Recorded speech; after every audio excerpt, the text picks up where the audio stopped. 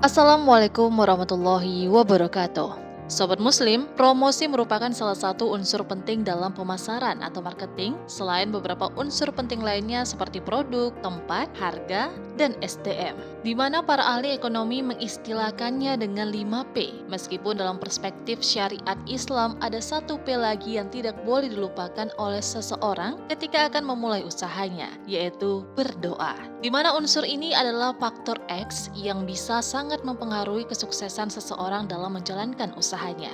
Promosi atau dalam istilah ekonomi Islam disebut sebagai at-tarwij, merupakan usaha yang dilakukan oleh pembeli atau produsen untuk memperkenalkan produknya kepada konsumen dan mempengaruhi mereka untuk membelinya, baik dilakukan sebelum transaksi maupun sesudahnya. Usaha-usaha yang dilakukan oleh seseorang dalam melakukan promosi tentunya bermacam-macam, Sobat Muslim. Mulai dari cara yang biasa-biasa saja sampai cara yang cukup luar biasa. Mulai dari ala kadarnya sampai didesain dengan sedemikian rupa, apalagi di zaman yang sudah canggih ini. Tentunya sarana dan prasarana yang ada untuk melakukan promosi produk tentunya semakin mudah. Sehingga sebagai seorang muslim, usaha-usaha tersebut memerlukan batasan dan patokan agar tidak bertentangan dengan tujuan syariat Islam secara umum, yaitu untuk mewujudkan kemaslahatan dan menghilangkan kerusakan bagi umat manusia. Maka, menarik untuk dikaji sebenarnya apa ya dan bagaimana konsep promosi dalam perspektif hukum Islam, yaitu mulai dari hukum promosi dalam Islam sampai ke etika-etika dalam promosi yang sesuai dengan hukum dan syariat Islam. Pada kesempatan ini, kami telah merangkum informasinya untuk Anda. Esensi dari promosi produk, sebagaimana disebutkan sebelumnya, adalah usaha yang dilakukan oleh seorang pemasar yang menunjukkan kelebihan dari produk yang ingin dipasarkan, baik berupa barang maupun jasa, dengan tujuan menarik minat konsumen untuk membeli produk yang ditawarkan. Dari sini bisa diklasifikasikan bahwasanya bentuk pujian dan sanjungan itu ada sesuai dengan kenyataan dan ada juga pujian dan sanjungan yang tidak sesuai dengan kenyataan. Dua macam bentuk promosi ini memiliki pembahasan dan hukum tersendiri jika ditinjau dari syariat Islam. Berikut ini penjelasannya. Hukum promosi yang sesuai dengan kenyataan, yaitu hukum melakukan jenis promosi ini adalah mubah atau diperbolehkan, terutama jika dalam promosi yang dilakukan terdapat usaha untuk menginfokan kepada konsumen akan detail barang maupun jasa yang akan dibeli. Hukum asal dalam masalah muamalat adalah halal dan mubah selama tidak ada dalil yang menunjukkan pada keharamannya. Sementara itu, tidak ada satu dalil pun dan Al-Quran, As-Sunnah, Ijma yang menunjukkan terlarangnya promosi produk atau iklan yang dilakukan oleh penjual. Syariat Islam tidak mengharamkan semua yang dibutuhkan oleh manusia dan berkaitan dengan kemaslahatan kehidupan mereka.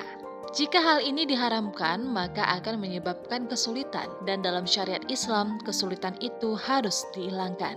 Sudah tidak menjadi rahasia lagi bahwasannya iklan dan promosi adalah sarana yang dibutuhkan oleh para penjual atau produsen, terutama ketika kita melihat realitas pasar perdagangan masa kini yang menampilkan sangat banyak sekali berbagai macam produk baik barang maupun jasa.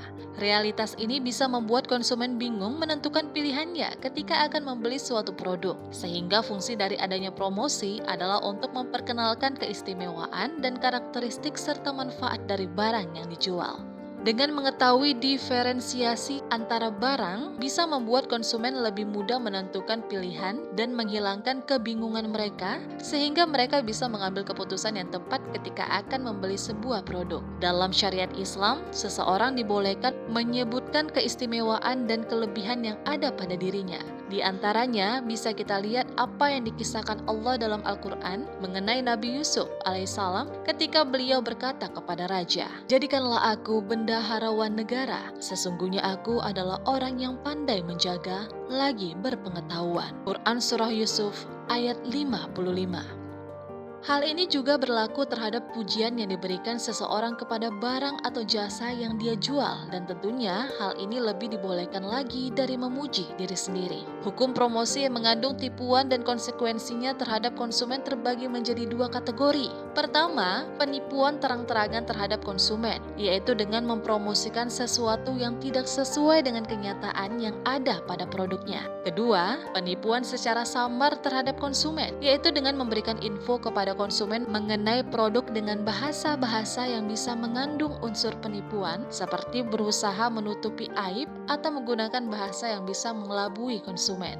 Hal ini juga jelas dalam Al-Quran bahwa sesungguhnya orang-orang yang menukar janjinya dengan Allah dan sumpah-sumpah mereka dengan harga yang sedikit. Quran Surah Ali Imran ayat 77. Ayat ini diturunkan berkaitan dengan orang yang menyamarkan kondisi real dari barang dagangannya di pasar. Sedangkan dia bersumpah demi Allah bahwasannya barang tersebut adalah barang yang berkualitas tinggi.